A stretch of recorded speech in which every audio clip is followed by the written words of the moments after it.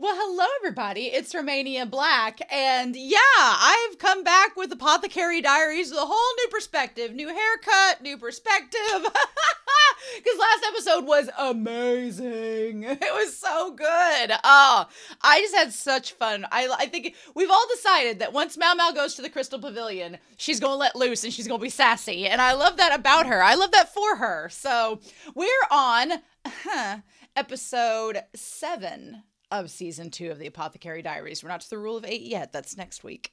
But we're on episode 7, and I feel like episode 6 kind of rounded out that little arc with Sheen really well. So it's like now that we've had the Moon Fairy incident, we've had the envoy arrive, we've settled things with Sheen. So now it's like, where do we go to from here? Obviously, we have the envoy with the cousins that are an ongoing mystery, and we're trying to figure out who is spreading knowledge about how to cause abortions in the Rear Palace, because it would be something that could negatively affect Gyokyo, and now we found could negatively affect Lihua.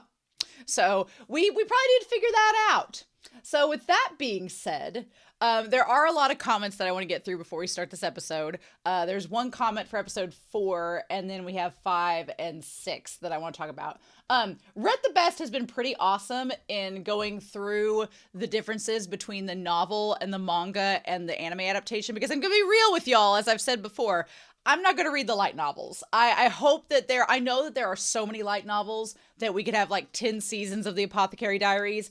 I hope we do. I want to watch this show like endlessly. So I hope that we have lots of seasons of the Apothecary Diaries, but I'm not going to read the light novels. And I'm probably not going to interact with the manga just because the channel is so busy and there's only so much time. And I feel like the anime does a really good adaptation job. So Read the Best has been really good with pointing out just the subtle little differences that are between the manga and the novel and the anime. And so I like bringing them to your attention in case if you aren't going to read the light novels and you're not going to read the manga, just so you know as well. So they have comments about episodes 4 and 5 on what is different from those mediums. So for episode 4, Rhett says, it goes into a little detail about Hongnian. She liked Gao Shun, but didn't want to be his mistress. She wanted to be a primary wife and not a concubine. So when she learned that Gao Shun already had a primary wife, she gave up interest in him. She's also very self-conscious about her age. Maomao once complimented her tea-making abilities, and she suggested it was because... Maomao said it was because of practice, but Hongnian snapped it was because Maomao was saying that she was old. I feel for Hongnian. She has told us that she wants like a family and wants to settle down, but girl, I feel you. In your mid-30s, it's hard to find somebody that's decent and kind that isn't already settled down. It's hard. It's hard. So I feel for her. Also, I forget that regular, and by regular I mean like not the wealthy upper class, but other people below the emperor status can have concubines, that was a societally okay thing. I mean, you know, now it's societally okay depending on like religion and where you're at and stuff like that. But the fact that, you know, my Western ass in the US, unless you're Mormon, I just don't really ever see that being a thing. So it's, when I see it in media, I'm like, oh yeah, that exists. So I feel for her, and I don't blame her. I'm kind of a jealous person. I wouldn't want to be the second wife. I'd want to be the primary one too. And it's Gao Shun, so why wouldn't you? So I feel for her. Also, when Gao Shun reminded Maomao of the Ox Bazor, Hongnian was telling Maomao about the stuff being given to Jinshi. Her voice had some reproach to it. Maomao translated the reproach as, don't string along one of our ladies with rewards that never materialize. We'll talk about the Ox Bazor here in just a second, but I like that Hongnian is kind of like giving a reproach to Gao Shun, being like, don't tease Maomao with something that we're not going to be able to get. Love that. Love that. Maomao also reminds the reader that Gao Shun has come for a friend before. The last time was the thing with the poison seaweed from season 1. Yeah, so I wonder if Maomao realizes that Gao Shun is coming on Jinshi's behalf to ask for a friend, but I don't know if she fully realizes that or if she's just making an observation, being like, he's done this before, so maybe we'll, you know, who does Gao Shun work under? We'll see. The story about the two sisters had a couple of added details. In the anime, it stated that there was a lady in waiting helping them escape, but in the book, it was multiple ladies in waiting. And at night, the father locked the door so they couldn't escape. Yeah, the moment that I read this, I was like, that makes 1,000 times more sense. I get for the anime, they're trying to simplify it a little bit, and maybe the animators don't want to draw a bunch of ladies, but in the story, it would make sense that you have more than one person helping you to get out. That adds a little bit more realism to it. The anime added in a bit of dialogue and explanation when Jinshi first talked to Maomao about the moon fairy. During the conversation, Gyokyo started giggling as if she'd already envisioned Jinshi in drag, but didn't say anything. Ah, what a sister-in-law, what a stepmom. I love how much enjoyment Gyokyo gets out of Jinshi's trauma. And not trauma, but his troubles, rather. Then for episode 5, Rhett the Best says that Shizu greeted Maomao quite differently in the book. She ran at her with open arms and knocked her to the ground in a hug. I like that Shizu and Maomao are such good friends. Maomao needs all the friends that she can get. Shizui's bug cage is well made, but heavily used. It already contains some cocoons, and Maomao wonders where she got it. That's feeding my Shizu is Lowland theory, because Shizu ain't that old. So how has she been using a heavily used bug cage? It sounds like it was the bug cage that was used back during the original Moon Fairy incident, and someone just gave it to her. Gee, I can't imagine who would procure such a thing except maybe her dad that knows the former empress and it would have connections. I don't know. I will save that. Even if Shizu turns out to not be Lowland and is just a doppelganger, and I've been wrong this whole time, I can't unsee it. I just can't unsee it. They look too similar, but even though they're totally opposite personalities. Evidently, it's talked about in the novel how it's not uncommon for a pair of brothers to marry a pair of sisters, which to me connected to the fact that the envoy, the cousins want to marry the emperor and his brother. That connected that to me, so I thought that was interesting. Also, it would be weird for sisters to marry, like two sisters to marry two brothers. I don't know. It just feels like the genetic pool's not getting too big. But anyway, while the party is going on, before the envoy decided to talk to the emperor, the two envoys had a conversation in Maomao's language with each other. The only part Maomao could hear was a shame. The impetuous one has a heavy accent and talks a lot. The calmer one has almost no accent and talks little. Interesting. I like that they're different. Maybe they're talking about it was a shame that Jinshi wasn't present for it. Who knows?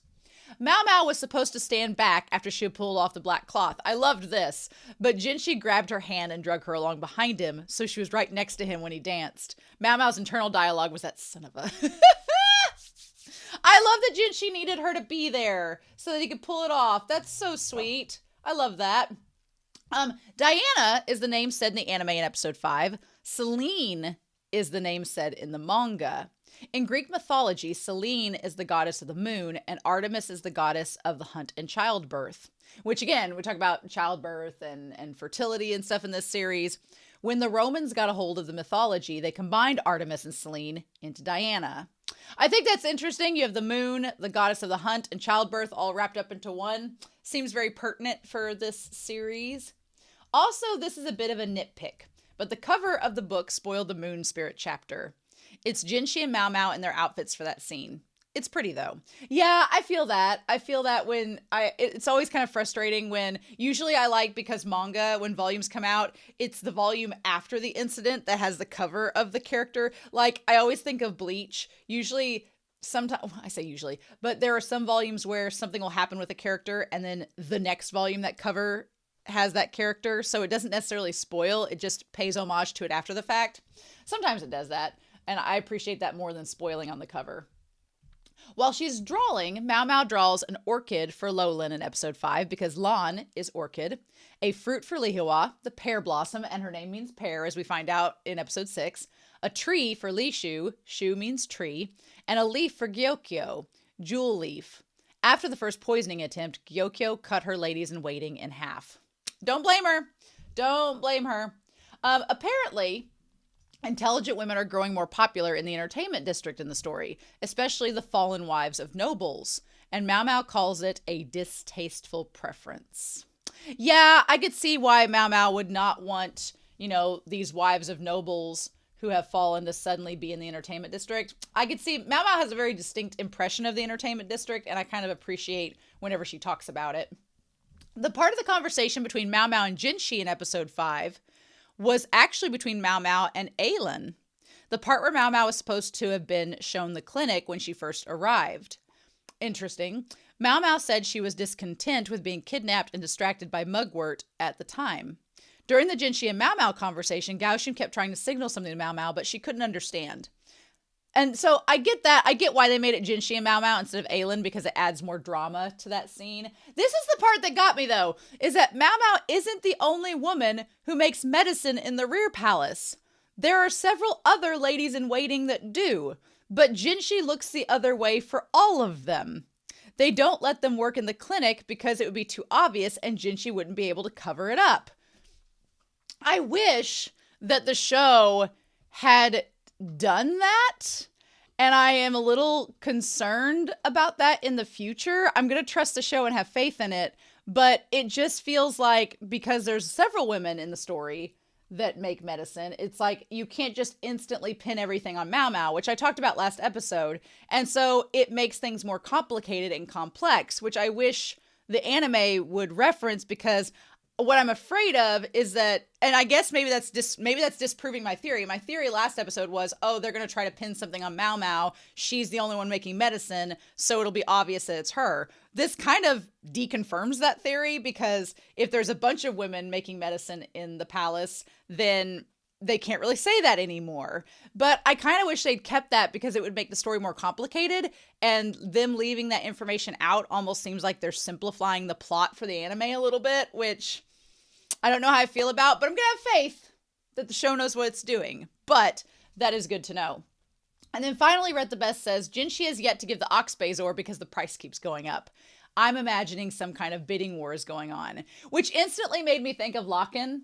I instantly thought of Locken, like doing the bidding war for Fengshen, which again makes Jinshi compared a little bit to Locken, and I'm here for those comparisons, especially when you compare Maomao to Fengshen. So we'll see about that. And then to kind of tie into the Ox Bazor, El Freya says, at this point, the Ox Bazor is going to be Maomao's engagement present from Jinshi, right? Season 10 or something hopeful. Give us lots of time. Yeah, I feel like they are saving that Ox Bazor for like a massive event. Like a massive event. Like it was actually a bare gallbladder in the last episode that she got. But I'm expecting the Bazor to be like a major gift for a major event. So we'll see where that goes. And then finally, the last comment I've got is from Anime Annie. Maomao needing to research the lizard's tail so as to make medicine she thought about in the previous episodes. How to grow back what the eunuchs have lost, because that could make her rich. And I love her. I hadn't thought about this, but if she's researching how to grow a lizard's tail back so she can try to see how to grow a penis back. I mean, obviously, girl's an entrepreneur. She's got like 3 MLMs going right now. So her growing back penises could be pretty advantageous to these eunuchs. But also, if she's trying to help out Jinshi, she might have some ulterior motives. And then it wasn't Lady Shin who planted the bushes at the Crystal Pavilion, which we know from the episode discussion last week. With her appearing with the same white blossoms at the end, I thought that the show was showing us that it was our little servant girl who wanted to help her fellow servant planting the bushes by the shed for the feng shui. It was just incidental that the bushes could be used for abortions. That makes so much more sense, that our not doomed Yuri pair, the one girl planted the bushes trying to help, and then Maomao was like, yeah, so while this is trying to help, I don't know if y'all noticed this, but we probably shouldn't plant these bushes. So yeah, this episode 6 was just so freaking good. I loved it, and it has me so excited to see what we're gonna get moving forward. But yeah, I'm really excited for episode 7, and I'm really glad for all of your comments. I really, really appreciate it. It is nice to see the differences between the anime and the manga and the novel. It's really great to see all of those. So I've talked for 15 minutes. We need to get back into this. I have no clue what's going to happen this week. I have no idea. I did not watch the preview. I don't know. So I'm going to be just as surprised as you all are. Unless you've read the manga and the light novel. So we're going to look at episode 7 of season 2 of the Apothecary Diaries. And we're going to do that here in 3, 2, 1. And I'll see you all on the other side.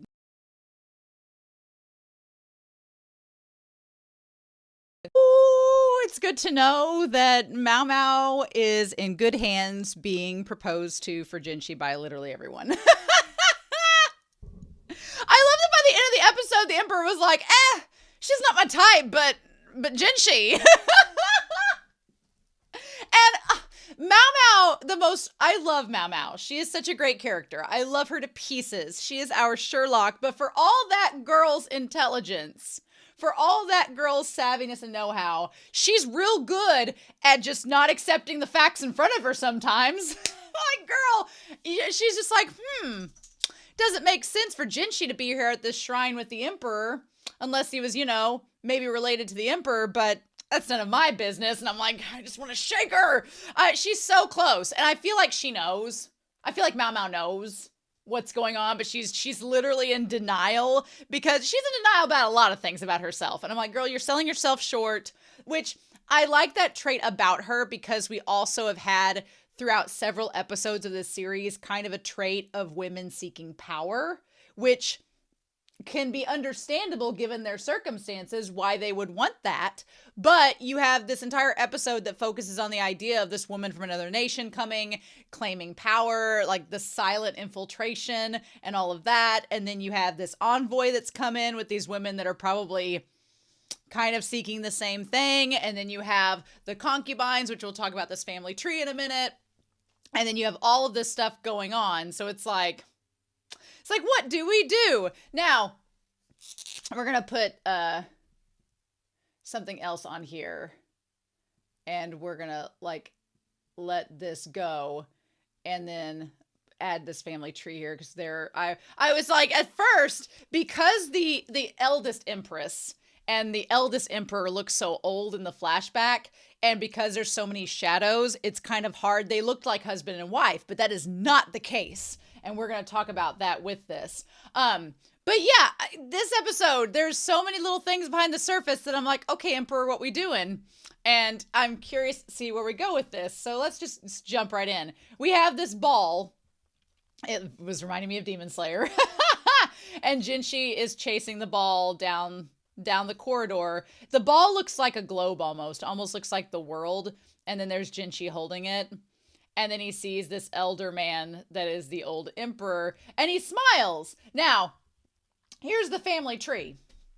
There is the eldest empress who is so Shishi coded. It is not even funny. If you don't know Shishi, I talked about her last season in season 1, but she was an empress that basically ruled over China for 40 years with an iron fist. And she was not nice at all. She was pretty cruel. And she would kill eunuchs. She asserted her authority. But one of the big things was that she basically just had an emperor on a throne as a talking piece. And she was like, actually, I'm running this country. So let's get this over with. Like, she was pretty insane. Like, insane in how effective she was in getting her way. And I was like, every year she'd add a character to her name and increase her salary by like $6,000. And eventually she was like making 64 grand extra a year because of her name alone. Woman was like the quintessential boss bitch queen terminology. She was wild. Like, she did some really heinous and terrible things, but you're like, okay, all right, queen, go off. And that's exactly what she did. And so that was the Empress, Shishi. And this Empress here reminds me a lot of her, just in her demeanor and her actions alone. And there have been times from Sun Yaoting's book that they've talked about where empresses have been manipulative with their husbands, with their sons especially. There's been a lot of empresses who have controlled their sons into doing certain things at the chagrin of their concubines and wives, which we'll talk about in a hot second. But so the empress that we see is the OG empress from this series of what we know so far. And then her son is the old emperor, who he looks like he has some cognitive issues, just from the fact, like, but again, this is Jinshi's child flashback. Like, he sees the old man, and the old man looks kind. He looks nice. He's just like, he holds out. It looked like the Bezor or a gallbladder they was holding out to give to Jinshi, which is also the one we kind of see in the OP. So it's like, by the way, we need to go back to the OP real quick. Did we get anything this episode that, maybe this episode we didn't get anything, because we had the hands, and I mean, we got a little preview of the little gold thing, but we've already talked about that in a previous episode, haven't we? I think so. This might be the episode we don't have anything to circle. I think we don't, because we have Jinshi's hairpin left, the little circular orb, the paper, the black ribbon, and the frog. So maybe this is the episode we don't have anything we really can talk about, unless it would be the gold piece, but it was only briefly mentioned, so I doubt that. So I guess we didn't have anything this episode. All right. But yeah, but Jinshi looks up and sees the old emperor, and he smiles like he's happy to see Jinshi. And it's like, okay, so what do we do with that? And then he reaches out his hand to give Jinshi something. And that's when the current Empress Dowager steps in. Now, the current Emperor Dowager is married to the old emperor. And so it's interesting to see them. I like how everything's in shadows and you can hardly see anything. It's very nightmarish, which is the point. But it's interesting that they're at odds with one another in this scene. And she's much younger than him. And that is made abundantly clear how much younger she is than him in that moment. And then he says, "Mother." Now, from what she looks like in this image, she has a very slender face like Jinshi. And her eyes seem kind of like maybe the same color as Jinshi's. So making it really hard to tell, like, is she his mom? Is she his grandmother? Show, why are you making this hard? But that's when the former Dowager Empress comes in, and she's flanked by a bunch of eunuchs, showing that even though she's not the current Dowager Empress, she has a lot of authority still in this situation.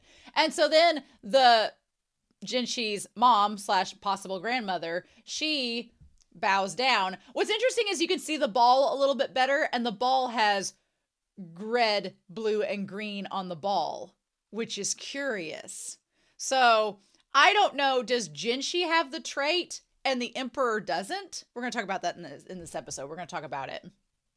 But yeah, he bows down too, looks over at his mom. She looks pissed, and you can't see, she has her arms up where the Empress wouldn't be able to see the Empress Dowager's expression. She looks like she hates this woman beyond all compassion, all reason. Like she would kill this woman in an instant if she could. And she's just waiting for her to die. That's what she looks like.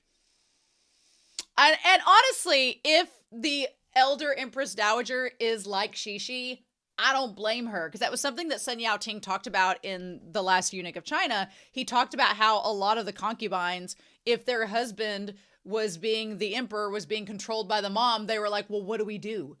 We can't do anything. We're their wives. We're the empresses, but this old woman is actually running the show, and we don't actually have any say. We're just here as a formality. And you could tell, like, he would talk about how frustrated they were and angry they were. And it was like, yeah. So her being angry because this older woman is controlling her husband is very justified and understandable, because she's like, why did my mother have that look on her face? And I like that. And it seems like the husband, the old emperor, like, is about to say something. And that's when the old empress, like, says, now return to your room. And she's like, oh yes. And it definitely feels like a power play. Like and I don't know if she, like, emotionally or physically abuses her son, which is wild. We don't know. You get that kind of impression by the body language, which is probably why the Empress Dowager is pissed.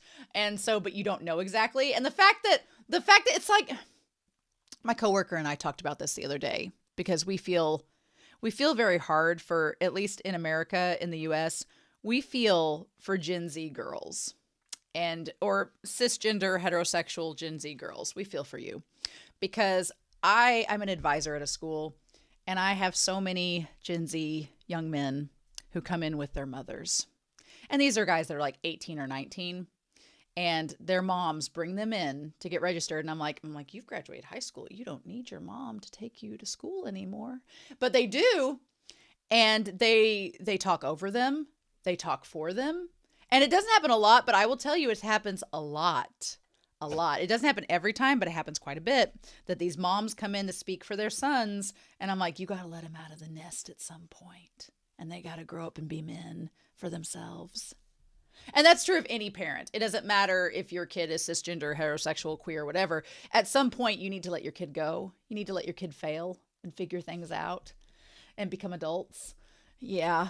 And there's a lot of moms I interact with that can't do that. And I'm like, you need to. Otherwise, your kids are not going to be able to self-sustain and do things for themselves. And that's going to be a problem. So we talked the other day about how we felt bad because these women that are going to marry these people that can't do things for themselves are going to be like, and have to deal with the moms of these kids that can't do for them anything for themselves are gonna be like, and that would go for anything regardless of sexuality. But still, it feels like this moment where the Empress Dowager, the OG one, is like, it's like, go back to your room now. And he does what she says because he's scared of her. And the Empress Dowager's over here like, aren't you the emperor? What? So I'm off my soapbox now, but I felt this moment. And so this is so interesting, right? It also marks why I think the Empress Dowager is like, with the current emperor, she's like, oh, no. We're not going to do this scenario again. No. Now I'm going to be curious moving forward how she, because I feel like we're going to see her again, I'm sure. And how does she interact with Jinshi? How does she interact with him? What's the deal? Like, I feel like that's coming, right? But also, I feel like we're going to talk about with Maomao when we get to it. We're going to talk about Maomao later when we get to it. But yeah, but he goes back with the people. They all take him back. The old man, the old woman, who were they? And she's like, And they just drag him back. Like there's something wrong with him, like mentally or physically. There's something ill about him. And Jinshi sees the gold in his hand. And he reaches for it.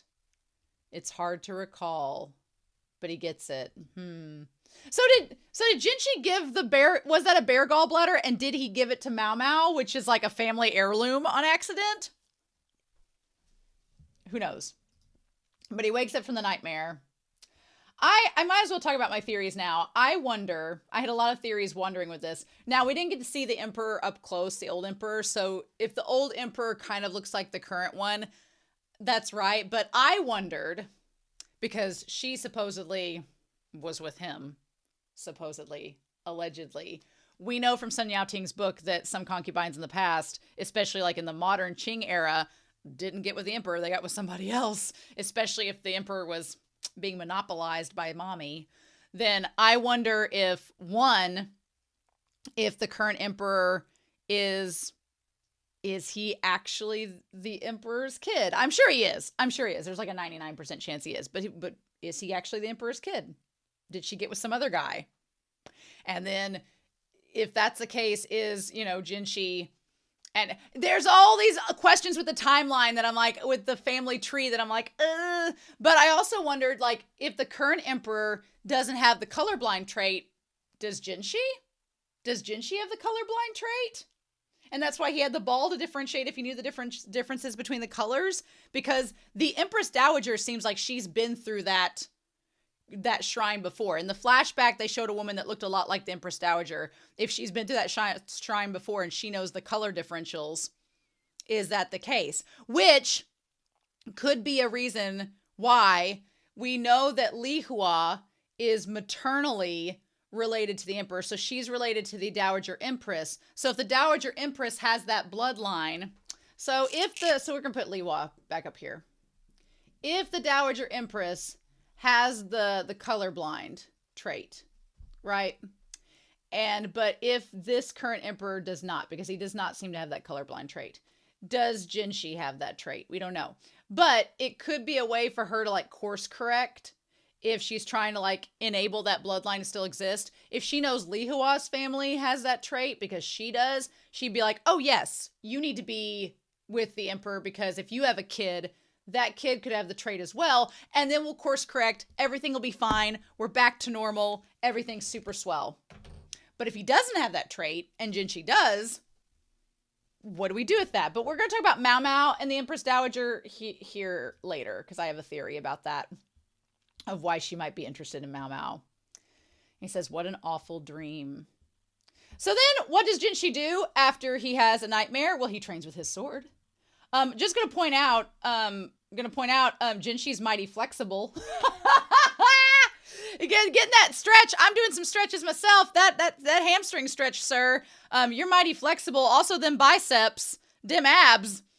Maomao, you should be witnessing this. I feel bad that Maomao can't witness this because she would have a very objective. I believe Maomao is, as somebody on the ace spectrum, I believe Maomao is ace herself, which that doesn't mean that you don't like romance. I love romance. It doesn't mean that you don't like physical intimacy, even though I don't know if Maomao kind of alludes to being aromantic, but anyway, it just means you don't have a direct sexual attraction to people. You're not sitting there gushing all the time, but you can have aesthetic attractions, and you can have, like, you can view somebody aesthetically and going, they're very handsome, which Maomao does all the time with Jinshi. So I feel like Maomao would appreciate the aesthetics. Also, just going to point out, there is a little bit of a phallic thing with him leaning down and that sword angled that way. A little bit. But he lunges there, and he says, back then I had no way of knowing who the old man and the old woman were. And then we find out that they taught me later that the old man was my father and the old woman was my grandmother.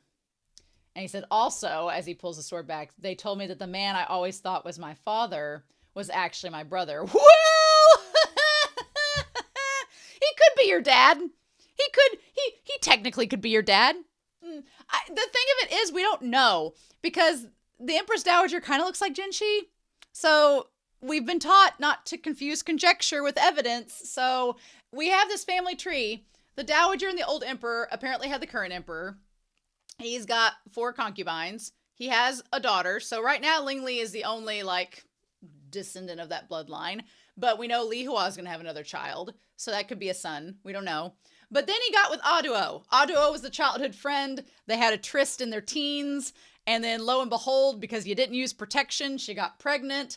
And then she had a baby.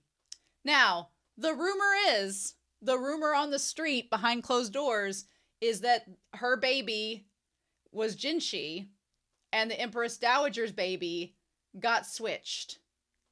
And they got switched, and Jinshi ended up staying with the Dowager Empress as her son, even though it's her grandson, and the other baby died.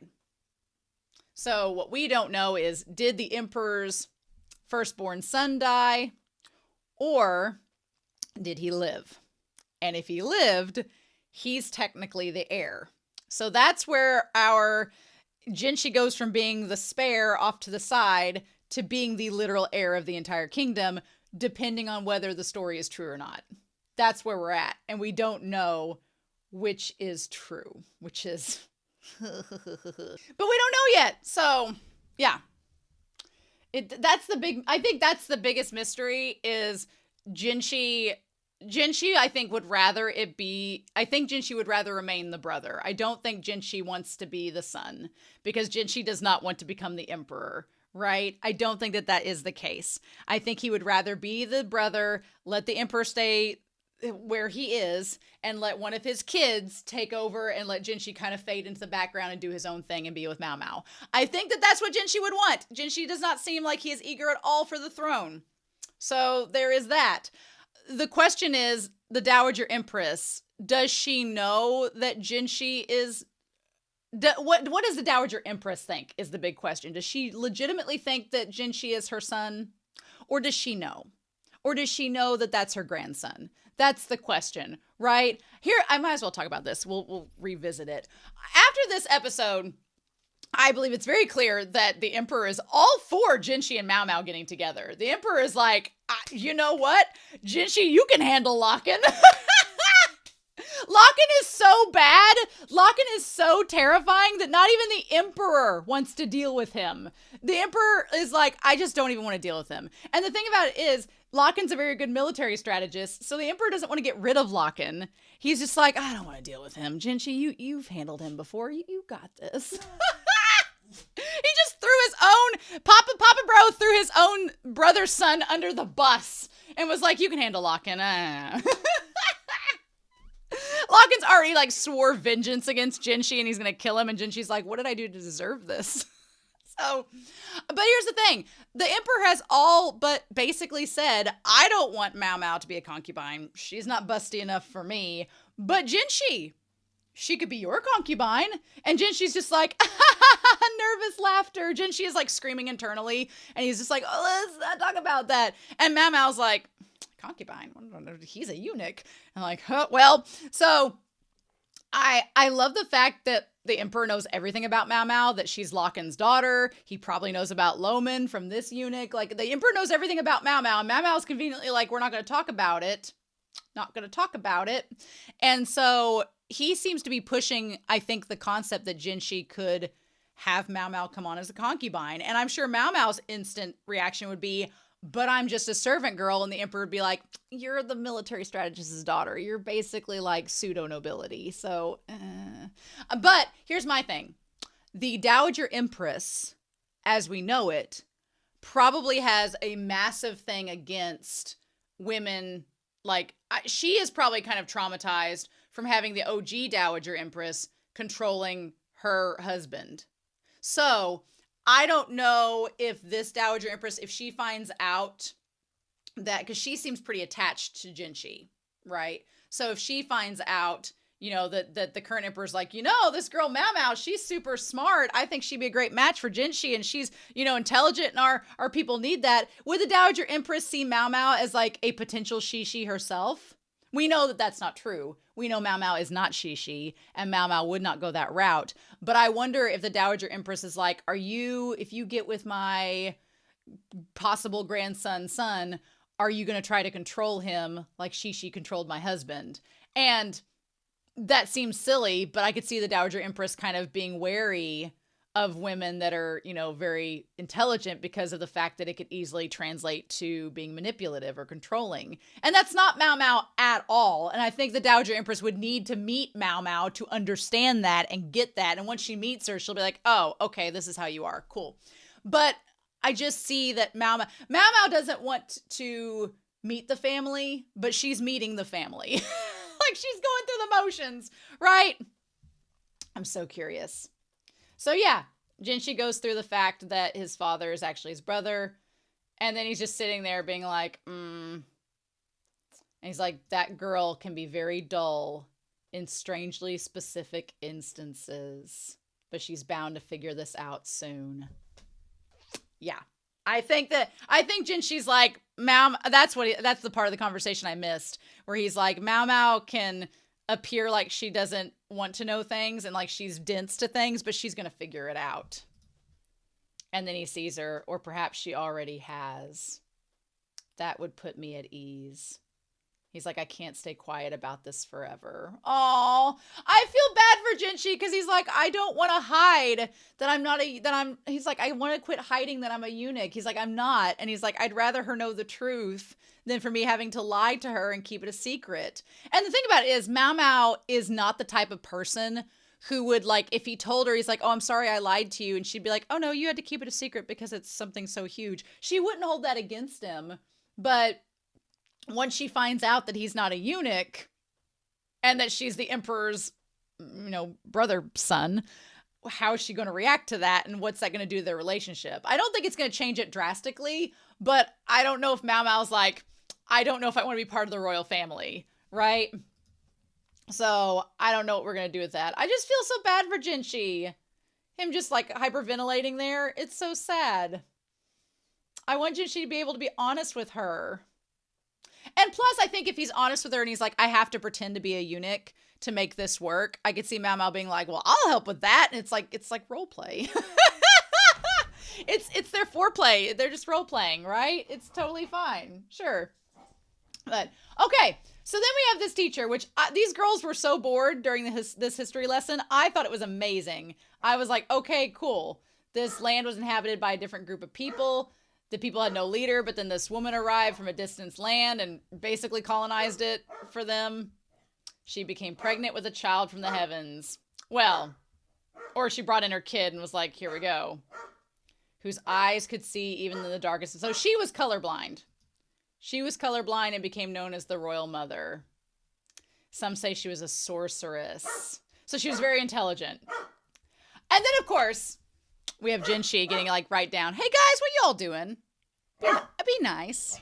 Being so loud. But then I love that Jinshi gets right next to her face and he's like, hey, Maomao. And she's like, be careful or they'll see your face. I like that she points out that he'll be noticed. And he's like, oh, yeah, sorry. Like, he forgot in that moment and wasn't being careful. Jinshi not being careful around Maomao is becoming a thing. She's like, the appearance of this creature would steal their attention. Girl, you are fooling no one. Just admit that he's hot and that you're attracted to him and attracted to his beauty and just go. It doesn't have to be a sexual attraction. You can just say you're romantically attracted to him. It's fine, girl.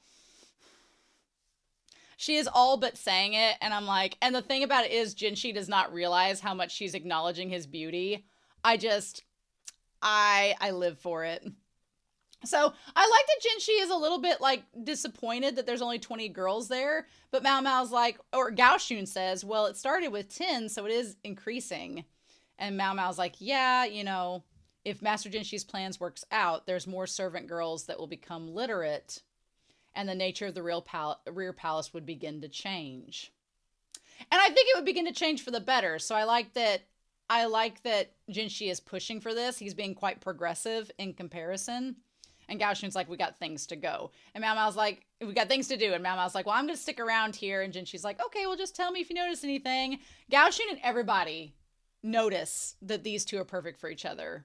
They're the only two that they're the last ones to know.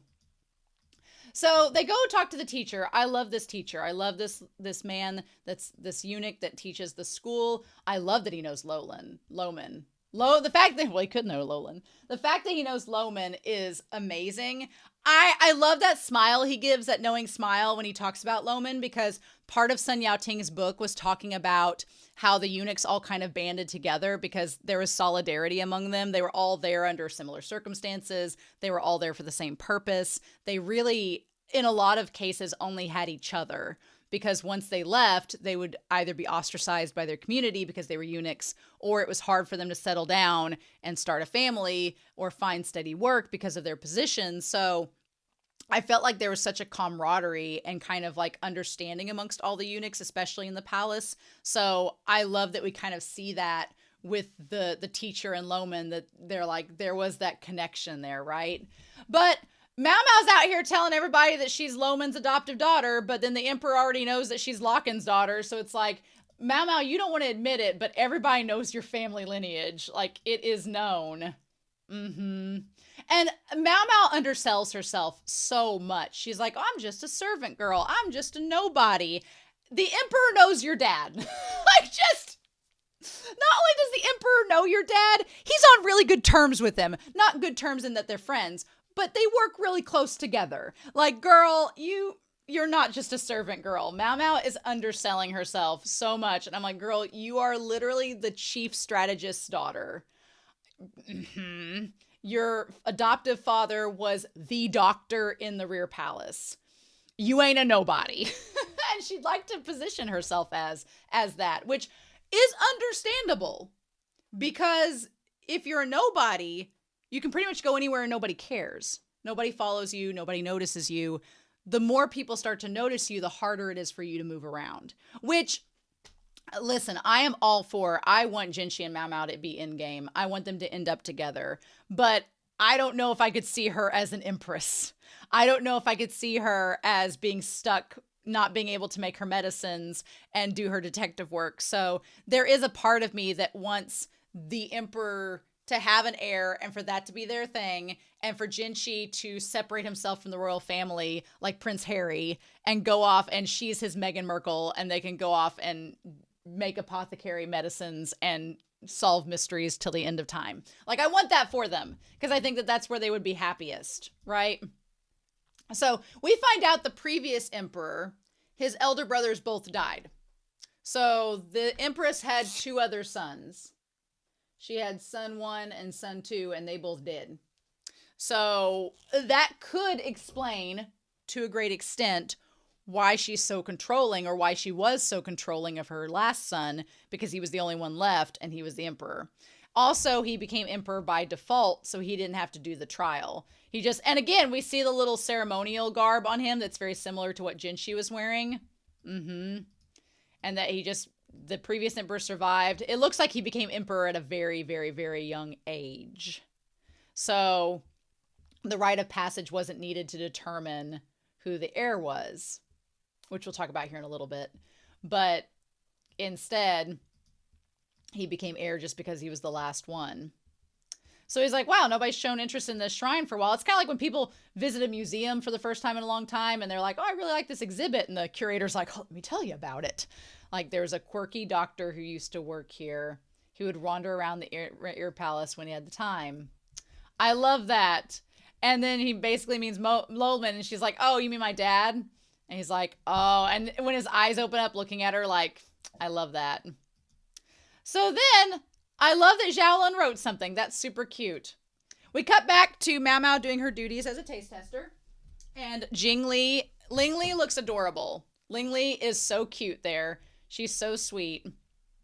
And she's like, all right, I'll take my leave. And the emperor's like, actually, I want you to come somewhere with me. The Shrine of Choosing. I did not anticipate Maomao going on a journey with just the emperor and Jinshi. Like it was like meet the family going on a date with your future father-in-law, possible brother-in-law. So the teacher obviously told the emperor about Maomao. The teacher told the emperor about this, and that's what started all of this.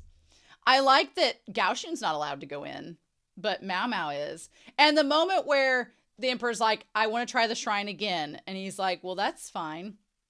And he's like, and she's like, what a way to speak to the emperor.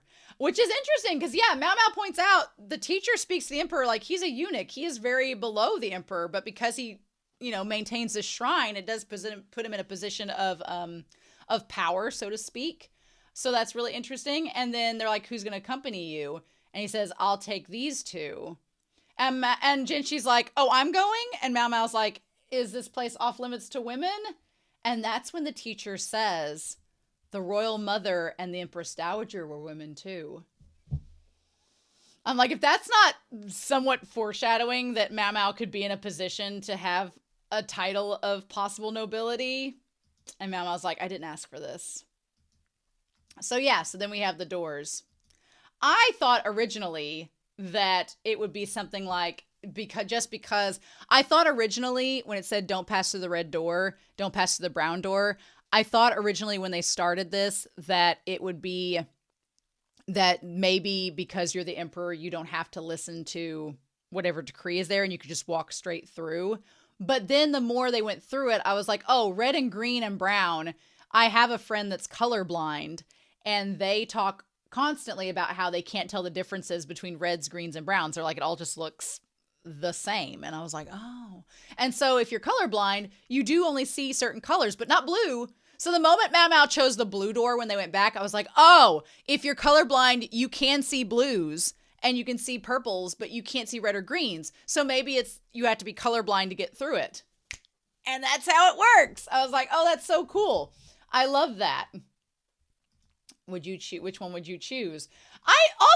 The emperor is so jovial. Like, the emperor is actually such a great time. He's such a great person. He's jovial. He's having a good time. He's just cracking jokes, being like, making dad jokes, doing all this. Jinshi does not have his dad's eyebrows. He does not have his dad's eye shape.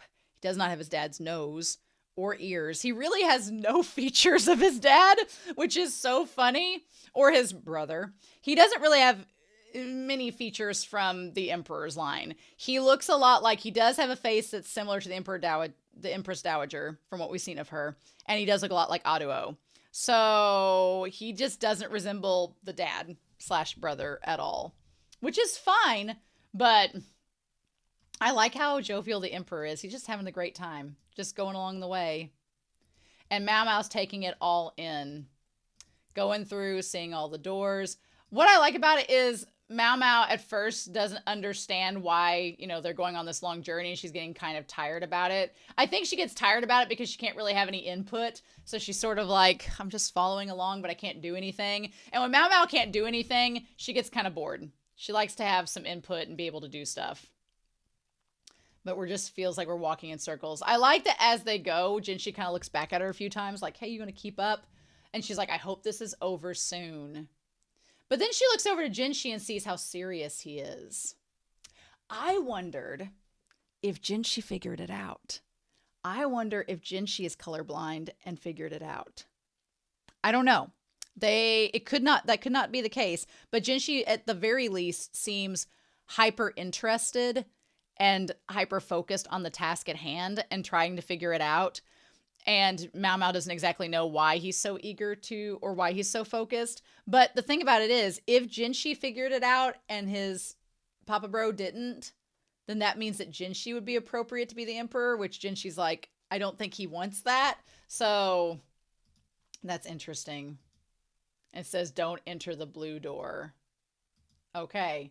Oh, the curious thing is they say the doors are purple, blue, and yellow, and it says don't enter the blue door. So they choose the yellow one, and that's when they end up there, and it's a dead end. Child of royalty, not yet the child of the mother royal. So it means you're what it means is like, yes, you are a child of royalty, but you are not the one coming from that specific, the genetics aren't showing up for you. Mm-hmm. And so he's like, oh, well, you are, you're a child of royalty. You just are not colorblind. And that's totally fine. So, yeah. So Maomao then gets curious. She's like, all right, now it becomes a puzzle that Maomao can solve. She's like, now I see that we're at a dead end. It's a puzzle. And she tries to solve it. And I love that the one eunuch is like, your dad could have solved it. And I didn't know at first if it meant the dad was colorblind, Loman was colorblind, but then it was revealed that he's been to the West, so he knows about colorblindness. So that's how he would know how to solve the same way that she did. She's like, being told that I can't do it is a bit annoying. I could see why, I don't know. I couldn't see Maomao in a position as the Empress or as someone of high ranking alongside the Empress, because Maomao doesn't react well to being told she can't do things. So, that kind of tendency maybe is tied a little bit to Shishi, that Maomao, if Maomao was power hungry, she could be dangerous. And maybe that's, something that the current Dowager Empress might keep in mind later and double check. I think she's going to check in on Maomao. I think that the emperor is going to say something about it, and she's going to check in on this girl and be like, are you worthy to be with either of my sons/grandsons? And then she'll figure out who Maomao is. And I don't know. I just get that feeling. I get that feeling in my bones. I feel it in my fingers. I feel it in my toes. But we are very lucky as an audience that Maomao is not power hungry, because we've seen whenever she was like talking about getting back at Suirei how like maniacal and devious Maomao can be, and I'm like, she's like all on board, gonna go to Crazy Town, and yeah, is this somehow related to this? And that's when Maomao's like, I really want to solve the puzzle now.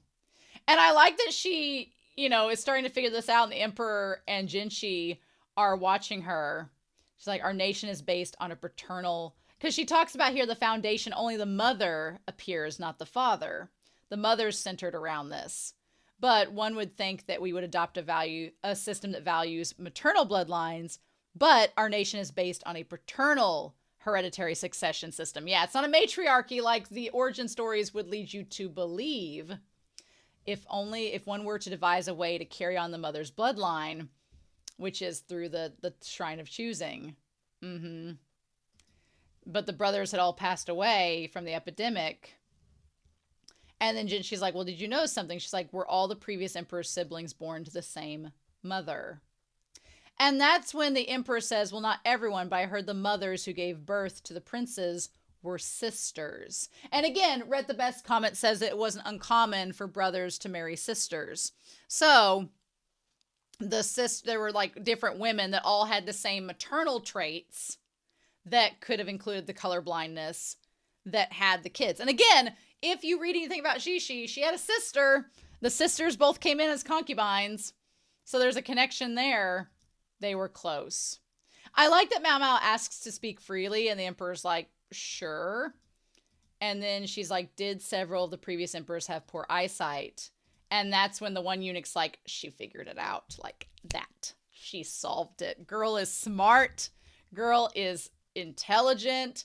I love that he's like behind going, oh shit, she figured it out. She knows. And they're like, well, they didn't possess the best eyesight. And she's like, the previous emperor could see perfectly well, though. So he did not have the colorblind trait. He didn't possess it. So that's interesting to know. And then the old eunuch's like, well, I'll let you go back in one more time to try to solve it. But you are neither a concubine nor a princess. So, and she's like, shit, I'm not just, she says she's just a servant girl. But then the emperor says, I would accept her as a concubine. And he is so teasing. He is so teasing in this moment because he's like, well, and the way his expression is, his brows furrowed, he's like, I would take her in as a concubine, I guess. And Jinshi's like, what? And I have trouble convincing Locken, though. And I love that Maomao turns around. Like, Maomao and Jinshi's reactions are so different. Maomao's like, are you freaking kidding me? Maomao turns around like, Emperor, dude, I don't want to be your concubine. Are you kidding me? This is like, I don't think the way that the Emperor talks in that moment, it's like, no, Maomao, you think that you are just a simple servant girl, but the Emperor just said you could become a royal concubine. He just acknowledged you could. He just doesn't want to deal with your dad. So he's like, well, you could, but I don't want to deal with Locken, so maybe not. And Maomao's like, are you freaking serious? Jinshi has a very different reaction that's like, no. Jinshi's like, don't be stealing my girlfriend, Papa Bro. He's like, there's no, I like that Maomao's like, I don't want to be your concubine. And Jinshi's like, there's no telling what the other concubines would think. But it makes sense because Gyokyo, from what we know, is not from nobility. She's just the beauty of her land, and her land's like trading partners, so that's why she's a concubine. So Maomao's kind of in the same boat, and it's just a political strategy. But Jinshi's like, hey, Papa Bro, let's not make Maomao your concubine. No. And then the Emperor's like, I wouldn't do that. He's like, that's a good point. He has no interest in making Maomao a concubine. It's just, he's teasing his brother's son, and it's really, really funny. And he's like, well, maybe then you should take her. And the Emperor basically just said that Jinshi is part of the royal family. He's like, you should take her as a concubine. And Jinshi's like,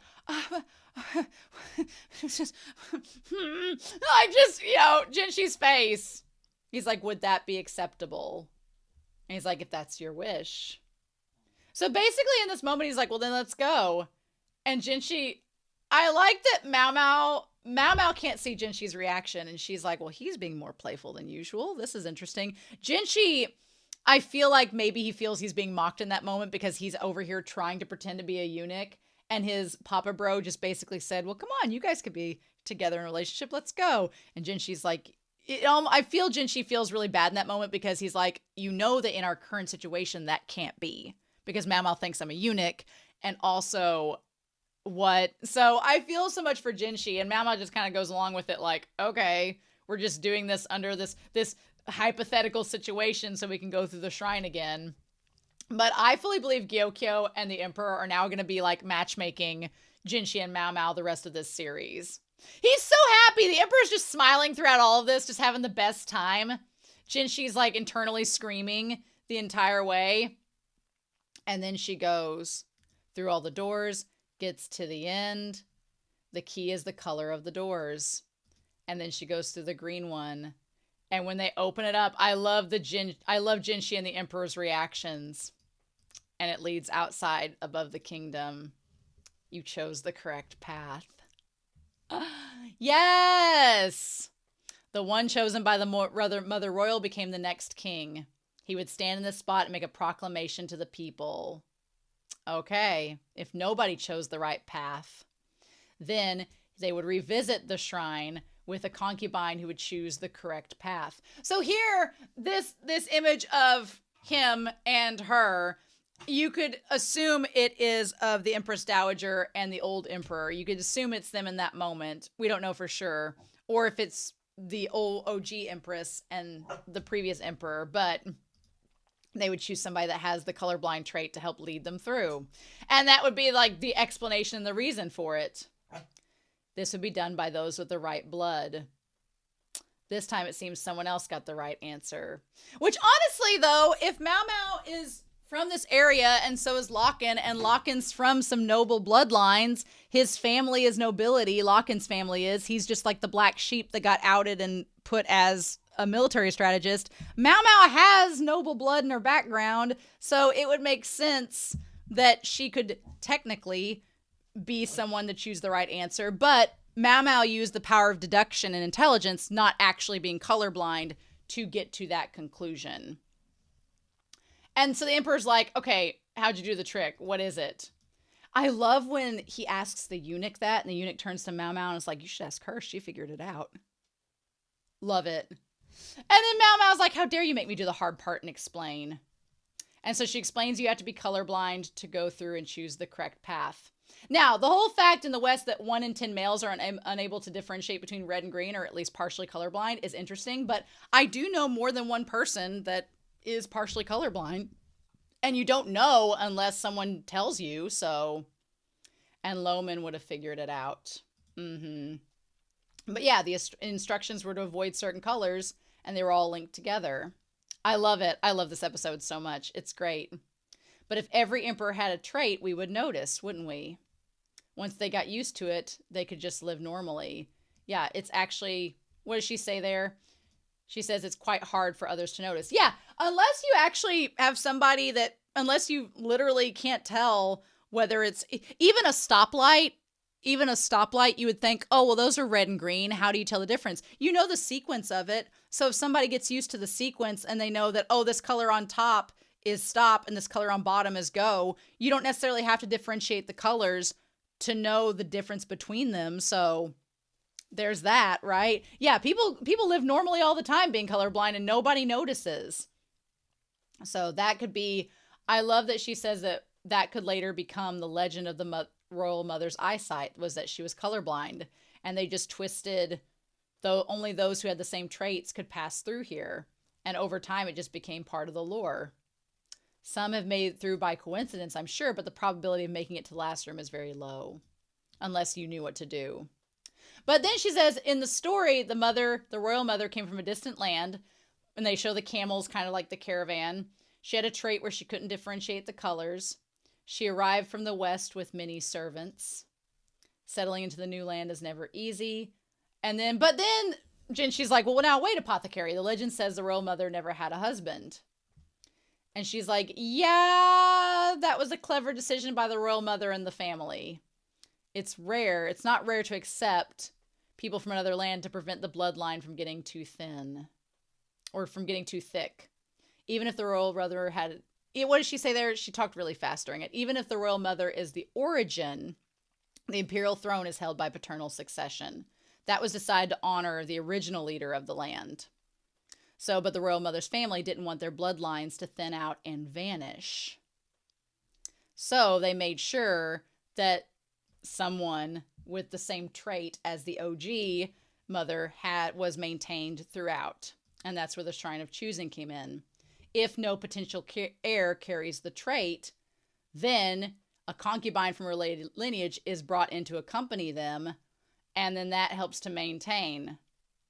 That way they'll have the concubine. That way they would know. That's how they gradually infiltrated to the center of the nation. So basically, they're like, to keep the bloodline from dying out, they would find somebody with the trait as well to keep up the bloodline, even if they were concubines that were, a little bit distantly related.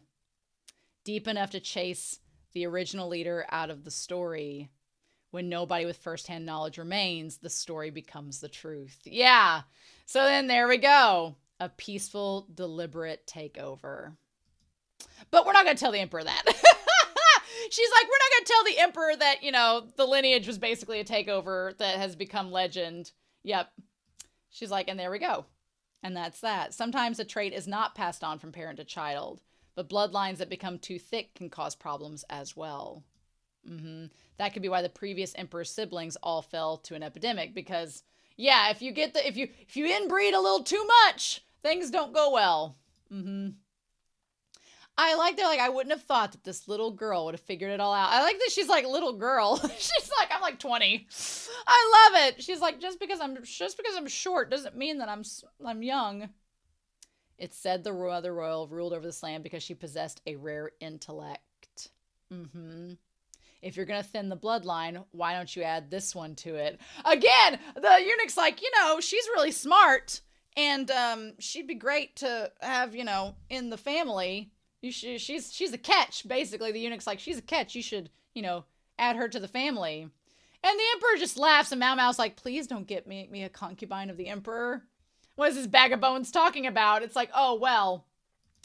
And the emperor says, well, that would be interesting, but I don't want to anger Lochan. I love that the emperor of this entire country keeps going back to the fact that he doesn't want to make Maomao's dad a nuisance. I honestly miss Lochan. I wish he would come back. I miss him. And then the emperor says, oh, and by the way, more importantly, she knows she needs about 15 more centimeters of boobs for that to work out. And Maomao's like, well, thank God. I love Maomao's like, whatever. I like that Maomao's like, thank God I am not the emperor's tastes. We don't have to worry about that. But yeah, and he's like, well, in any case, there are many who do not favorably view the introduction of new blood. And he's like, yes, I am aware. I'm sure you are, Your Majesty. I love that when eunuch's like, because if you think about it, I mean, Aduo was the daughter of a wet nurse, so I'm sure that she was considered to be kind of an outsider, but her families knew each other, so not quite. Then you have Li Hua and Li Shu, who are known, who are like, friends of the family politically. And then you have Gyokyo is the one that's kind of the outlier. She is the new blood. So I'm curious to know what the Empress Dowager thinks of Gyokyo, because she's like the most outside of all the concubines from the circle. But then you have Lolin. And they said Lolin's dad was friends with, is it the Dowager Empress or Gigi? If it's Shishi, I'm worried. But if it's her, I'm like, oh, okay, they're just pals. But if it's her, I don't know.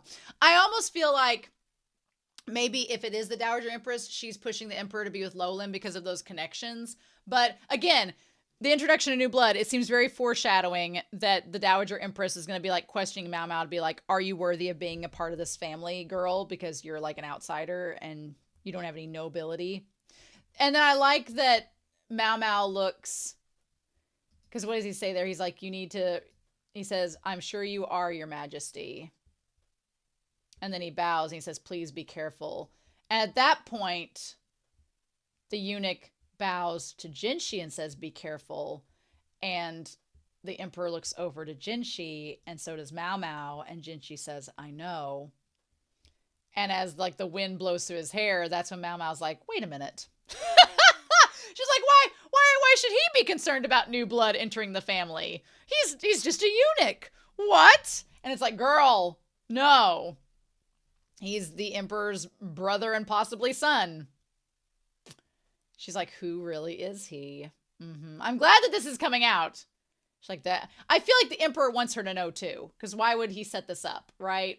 Why would he set this up? He wants her to know. And Jinshi, of course, is like, she's going to figure it out. Damn it.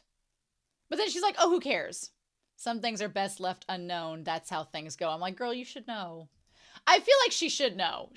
I feel like she should be able to know and decide what she does with that information. I want Maomao to acknowledge that she knows Jinshi is part of the royal family and pretending to be a eunuch.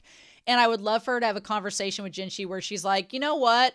I don't care about your bloodline. She's like, I don't care about my blood. Because here's the thing. At the end of the day, Maomao, let's say Jinshi were to be able to be with Maomao.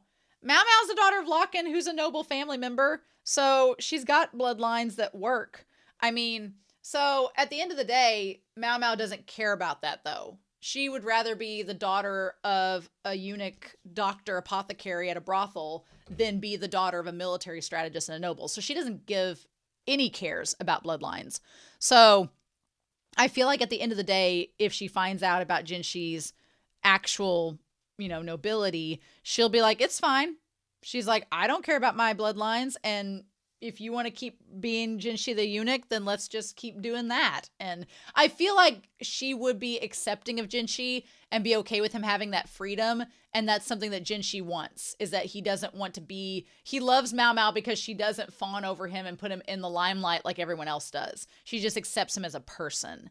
And I want them to have that conversation so he can, because right now he wants her to know about him, but at the same time, it's like, how's that going to affect their relationship? And I just want them to have that conversation.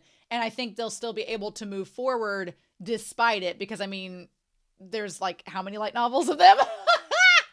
So we'll see, but I love this episode. I love seeing the Emperor's personality, that he's actually a nice guy.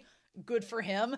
I love that he is basically trying to matchmake Jinshi and Maomao. Good for them.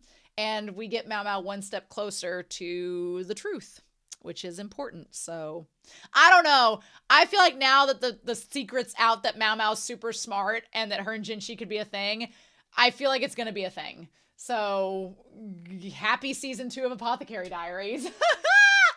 But in any case, I'm super excited to know your thoughts down below. I rambled on so much in this discussion for like an hour, but I'm just in love with this episode. So in any case, if you're still here, I hope you all have a wonderful week.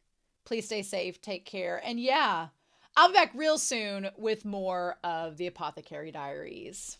Bye.